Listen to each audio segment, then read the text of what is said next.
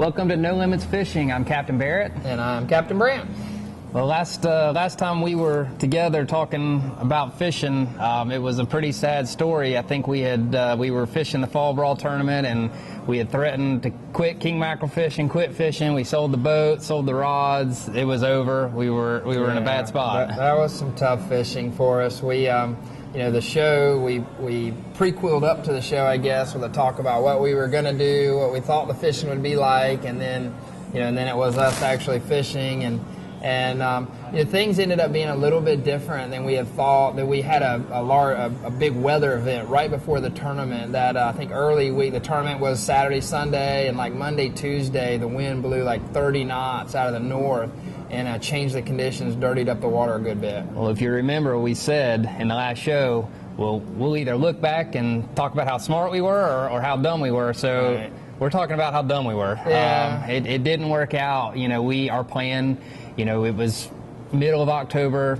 History says king mackerel are coming to the beach, in particular the Cape Fear River Channel. So that's where we started. Right. And we knew that the weather had changed, but we just felt that history was too strong that those fish would still come to the beach, and it turns out that they didn't really come in the numbers that we had hoped. No. I mean, there were a few good fish caught up there in the Cape Fear Ship Channel, but for the most part, the water had gotten dirty and cool up there, and the fish had pushed to the west down off of, say, Ocean Isle and the Myrtle Beach Little River area and out into, say, 60 to 70 feet of water where the water was really clear down there. Yeah. And so they found what they liked further offshore. Right, exactly. And people who know us tournament fishing know that, sometimes we don't use the most logic when we're out there looking for fish. We usually run all over the world trying to find somewhere where nobody else is at and the fish are there. Yeah. But it turns out, we had to just kind of suck it up and go stick it out with the crowd at some point. The majority of the tournament had it right.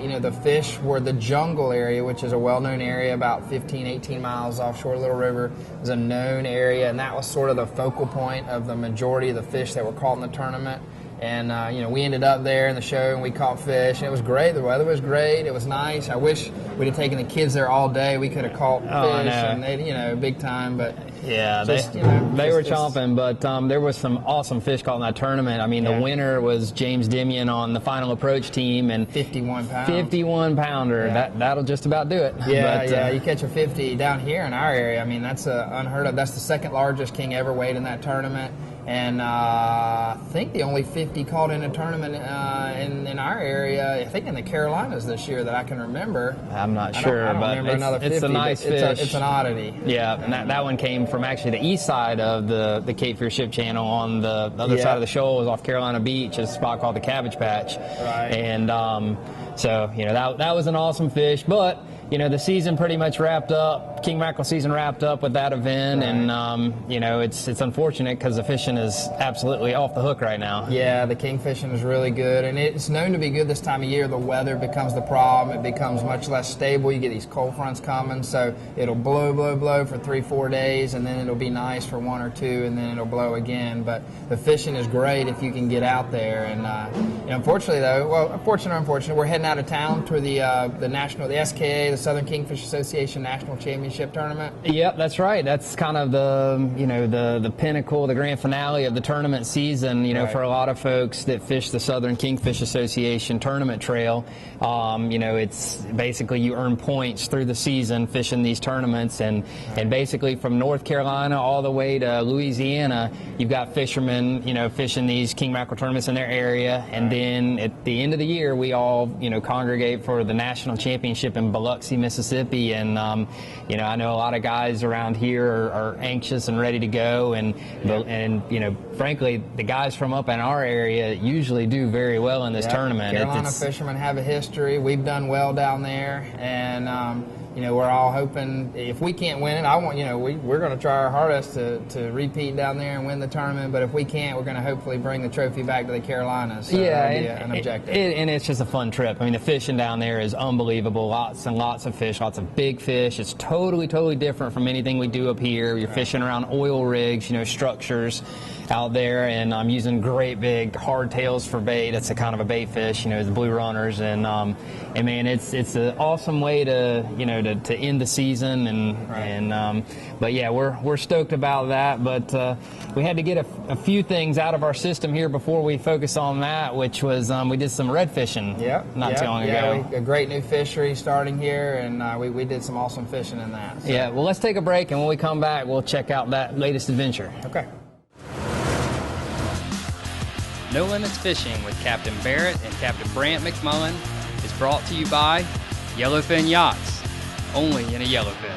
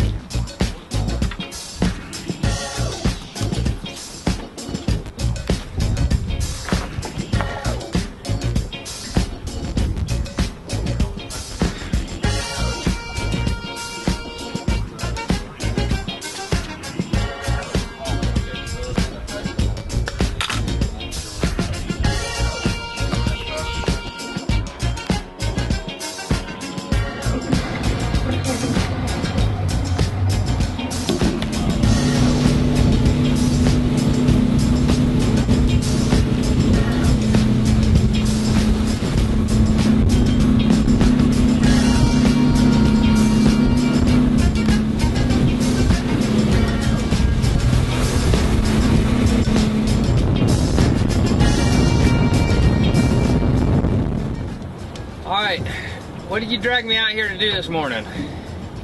Well, I got a cast net in my hand. That's the only orders I've received so far. Word is they're catching big redfish right here on the beachfront in these schools of Menhaden. So, being that we're offshore fishermen, I thought nothing better than for us to come in here and intrude upon the inshore fishermen. Although we have made the point that in fact this inshore species has become offshore now. So. The inshore guys are in violation. Once it clears the inlet, that's our turf. That's all fair game. This is our realm now. So we're gonna catch some bait, and then we're gonna throw the bait back in the bait, and try to catch something bigger.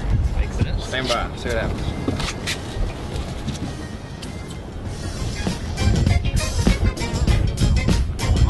Definitely marking.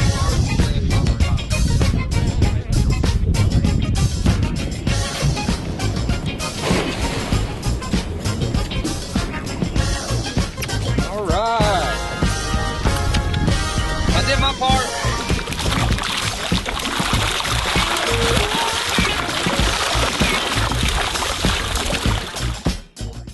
Well, we're embarking on kind of a new adventure here for us. A couple of good friends of ours that inshore fish, Brandon Sauls, had been catching some big redfish and had mentioned that we might want to give it a try. So we loaded up our big offshore boat and went inshore fishing. Yeah, we sort of got out of our comfort zone a little bit with the fish, and it's a new fishery that's really kind of just being discovered, and some of the local area guys have started doing it, and it makes complete sense. We've seen a large increase in the number of menhaden to our area, and it just makes sense that with the more bait, you might see more predator fish. Yeah, exactly. I mean, you see, right there we're going out there to catch a net full of pogies, just like you were going to go running offshore with them. We do almost every show. Right, exactly. So we got our pogies, and the pogies on that morning were extraordinarily plentiful. They were everywhere, which is likely why there's going to be redfish there, which we're about to see here in just a minute.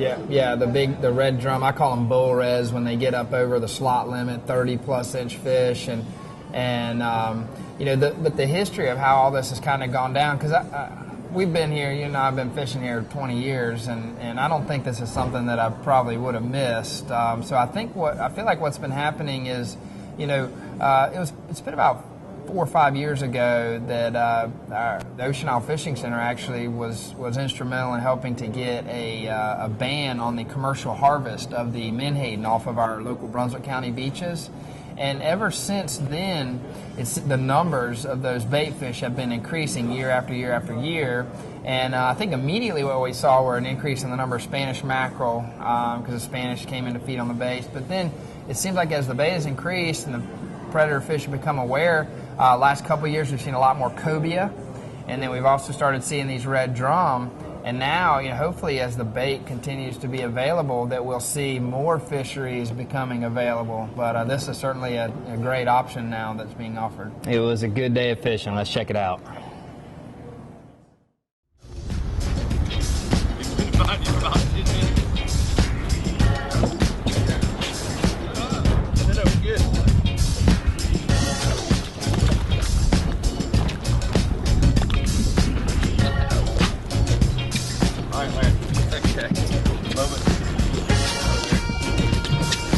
Captain Brandon, you got him on. Got him on, guys. All right. Yeah, Got local inshore 2 legends. We got Captain Brandon and Captain Larry. Look at this big redfish. Oh my God, it's huge. Look at him about to put this one in the boat right here. Look at that, guys. Wow, that's a pretty one there. That's what it's all about right there. Totally awesome. Beautiful. Good job. Send him away. Yep. Got him. Good job, guys. Yep. All right, we'll get it counting. This is 25 pounds actually. 25-pound redfish. We're gonna revive him, release him, let him live and fight another day. Wow. Very cool. Very cool. Good job. So right here, you can actually see the bait fish, and I believe that these fish down here, these red marks at the bottom, I believe that those are the actual red drum or redfish down here near the bottom underneath these pods of bait.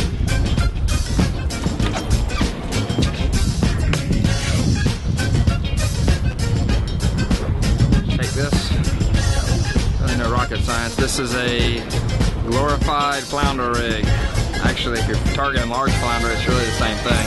So, pretty much it.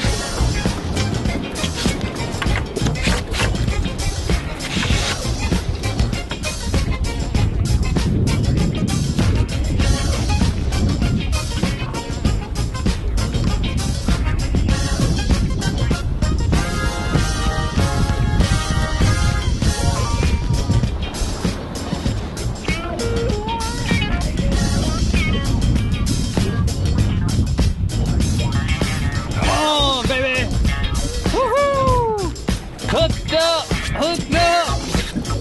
Oh, I got a smoker on! Oh man, that was quick! God, I want to do it! And my bait didn't hit the water! Woo! I'm on light tackle too. Oh my gosh! 10-pound test right here on the beach. I've got a smoker on.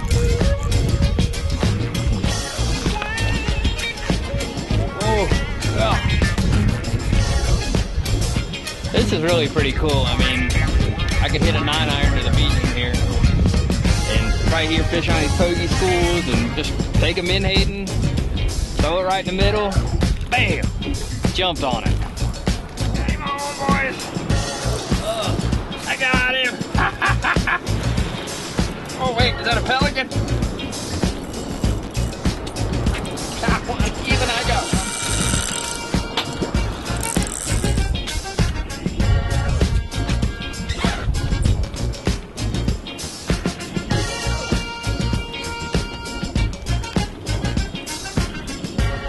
These are big fish.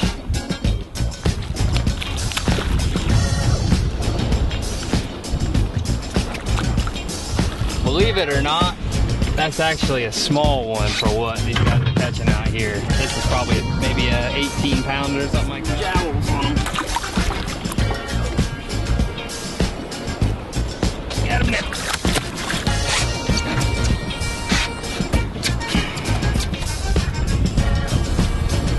Pretty fish. All right, let's get him back in the water. There he goes. Right, look, here comes mine. Happy as can be. There's mine right there. Nice. Still there. Whoa.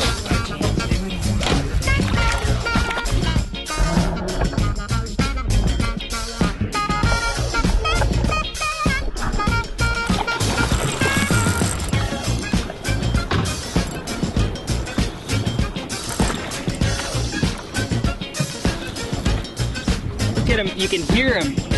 They call these red drum because I don't know if you probably can't hear that on camera, but he's drumming. Would you mind mimicking that sound, Barrett, so we can try to get an idea? Like that, yeah. Can you hear that? Like that? Okay. That's what I was wondering. Yeah. God, I can hear him from here.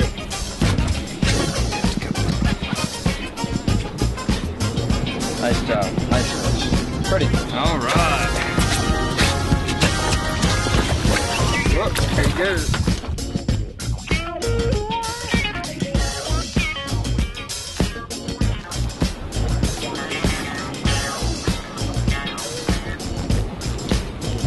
I got him on again.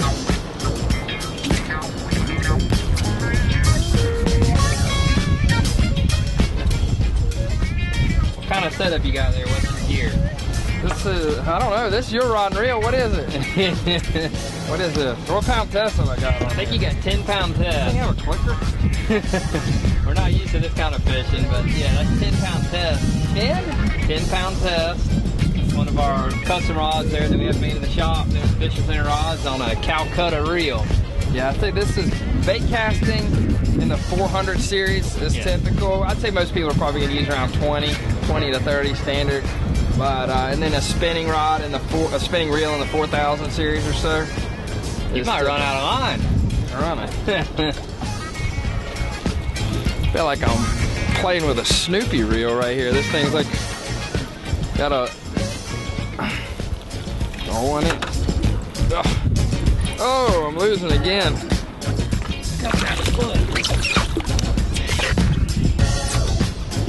Pretty fish. Look at the spot. How many spots he's got on his tail? This one just got a couple. Look at the little lice. Yeah, look at those little lice thingamajiggers. Look at that. Yeah. Dude, one's on me. Those things jump in your nose and eat your brains. Sounds like a horror movie. Ugh. All right, let's go back to water.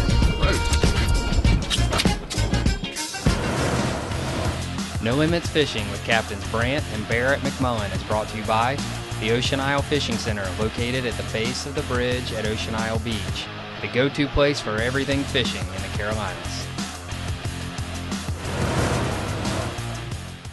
Man, look, they were biting. Yeah, that was some fun fishing. I don't know, you know, it's always great to get into a good bite, but man, I mean, that was as fast as you could go. Yeah, it's very rare, you know, when we're fishing here in our home waters that we stumble across something new, that new, you know, something totally different. I mean, right there on the beach, I could smell breakfast being cooked at the houses right there on the beach. I mean, and we literally, yeah, it was right there. That north wind blows off of these Brunswick County beaches, makes it nice and calm and smooth. And you can smell the food coming out of the kitchen. The fish are right there. And you could surf cast for those fish. Absolutely. I mean, this is legitimate world-class fishing. I mean, people travel all over the place trying to catch redfish like this, and I mean, they were thick. It was literally every cast, and every fish was over 20 pounds for sure. And I mean, it was as good as you could ever hope for. Yeah, it's like you know, Outer Banks fishing. You know, people travel to the Outer Banks. You know, you get these pictures of people standing on the beach with the wind blowing, and then they're in all this outfit and these huge rods and surf casting. You know, I mean, that's the Outer Bank legend and lore of the big red drum, but it's, you know, it's right here on our beach now. And I think I was wearing a T-shirt that day. And it was nice and calm and beautiful, and it was a nice change of pace for us, not getting beat up offshore. Yeah, so. And we were using obviously too light a tackle, but I mean, it's fun. The fish were so plentiful, you didn't have to gear up with all this heavy stuff. You just mess around using little light inshore stuff and have a good time. And you can see in the show there's all kinds of guys fishing around, and got to see Captain Brandon and Captain Larry, two local inshore legends, get on a fish. So one thing to note about these fish, this is an all-release fishery. Yes, okay? These fish are over slot size, which is 27 inches in our area. And so it's really important how folks take care of these fish when you handle them, all right? Right. Obviously, you don't want to be dropping them in the boat. You want to be using circle hooks. Sure. That's really important so that you hook those fish. I think there's several shots.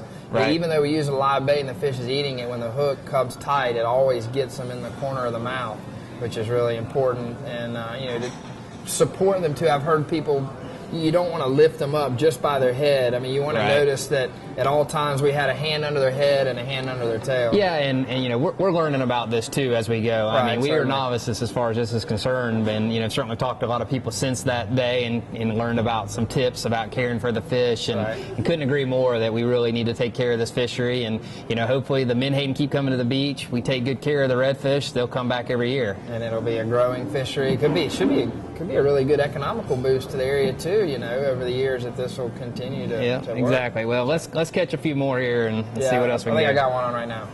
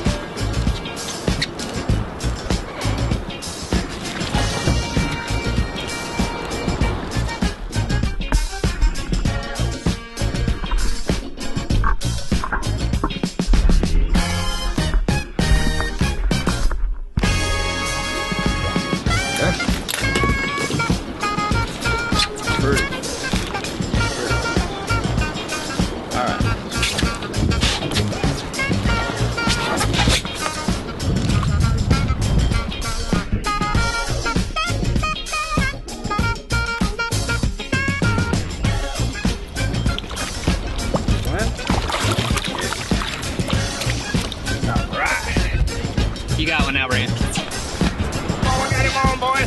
Oh, yeah. Got him now.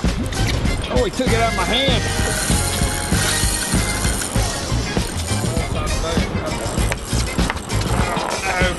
Oh, no. Oh, no. Yeah. There we go. Got him on again.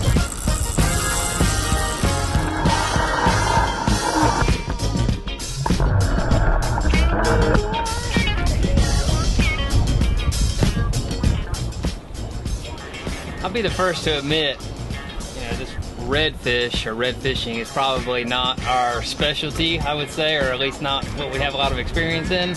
But this, I mean, you know, this is pretty awesome. This is great. Yeah, what an incredible fishery that we have available to us right here, and proven that even if we can do it, I'd say probably anybody can do it. Yeah, I mean, it's not rocket science. I mean, we did take a couple of days to get it figured out. You know, we tried fishing down inshore, you know, towards the jetties the other day and didn't have any luck. And then, you know, came out here on these pogie schools and, you know, they were nearly jumping in the boat. Yeah, I think this is a new fishery though. I mean, you know, we've been here 20 years and, you know, I feel like I would have figured this out. But, you know, within the past 3, if not 5 years, you know, is when they had all the net ban stuff to stop the netting, the commercial harvesting of these menhaden.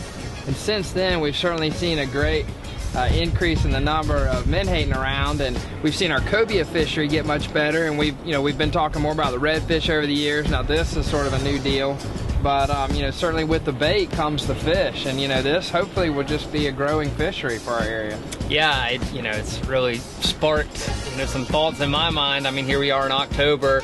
You know, this is the time of year when the redfish should be here, so this all makes sense with the bait. But, you know, you start thinking about, well, you know, we have a lot of bait here in the summer, too. Are these redfish here all summer? Or, you know, like you were saying earlier, maybe there's cobia around these menhaden. You know, it's a new deal, he said, so I'm looking forward to kind of, you know, trying to learn more about this. Yeah, it's been fun and not a lot of work. Actually, I don't even think we have to wash the boat. It's a beautiful thing. This is a new game in offshore, inshore fishing. No Limits Fishing with Captains Brant and Barrett McMullen is brought to you by the new Carolina Wing and Fish Company, located in downtown Charlotte, under new ownership, featuring fresh fish straight off the boats from the Ocean Isle Fishing Center. Great fishing trip. It's fun and all. We're offshore guys. Yeah. Season's getting cold. We are absolutely in the middle of fall. What's next on the agenda? Yes, it's time to get back to our comfort zone and wahoo. It's going to be wahoo fishing. That is what we need to focus on. A lot of folks hang their rod and reels up, come October and November, especially November, and they pull out their rifles and go hunting, which I can respect. But there's some awesome offshore fishing to be done in November, particularly for wahoo fishing. Yeah. You got to be aware of the weather. Sure. You pick your days. Like you were saying earlier, we've got these cold fronts, but usually after the cold fronts, we get a couple nice days. And when you can get the right day, get some calm seas and make it out there to the Gulf Stream at places like the Steeples or the Blackjack Hole or the McMarlin Hole, right. Really anywhere out there in 160 to 200 feet of water. Right. I mean, it's a lot. This is the best time of year for wahoo. The combination that you're looking for is that bottom contour, the edge of the continental shelf, which is along that depth you mentioned, and then the Gulf Stream water pushing warm water up against the cooler inshore water coming over that structure. Mm-hmm. If you find 72, especially 74 plus degree water coming up over that structure, the wahoo fishing is going to be really good. Really good. Right. Well, that's certainly one of the things that'll be on our list, and inshore fishing's also really good in November. Trout and fishing. That's where I was going with that. Is right. We're entering trout season, and if you know anything about Brunswick County inshore fishermen, they wait for this time all year to catch these big gator trouts. Yeah, the speckled trout fishing. Obviously, redfish continue. That's just a great fishery we have. But all sorts of stuff, and then king mackerel too. They're out there. They don't go away. They just move a little bit deeper. Sure. They'll be out in the say 80 to 100 foot depth range, and be available. Even if you don't have live bait, you can use dead bait and catch those if you want. Right. Well, we got a big trip coming up. Headed down to the Gulf to fish in the national championship, and that'll be in the second week in November. But when we get back, it will be time to get out there and chase some of this wahoo. Yeah, we're looking forward to taking the whole family down, and we're going to try to bring the championship trophy here back to Brunswick County. Absolutely, that is the name of the game. All right, man.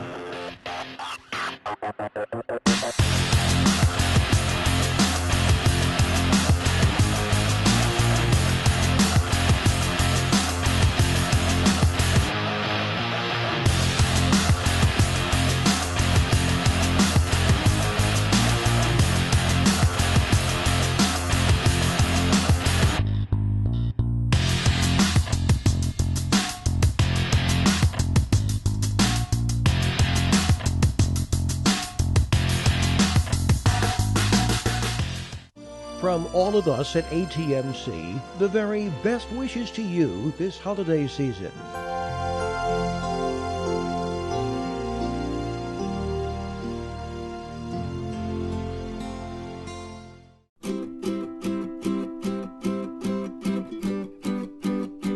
My granddaddy is the best granddaddy ever. Where does he work? AMC Wireless.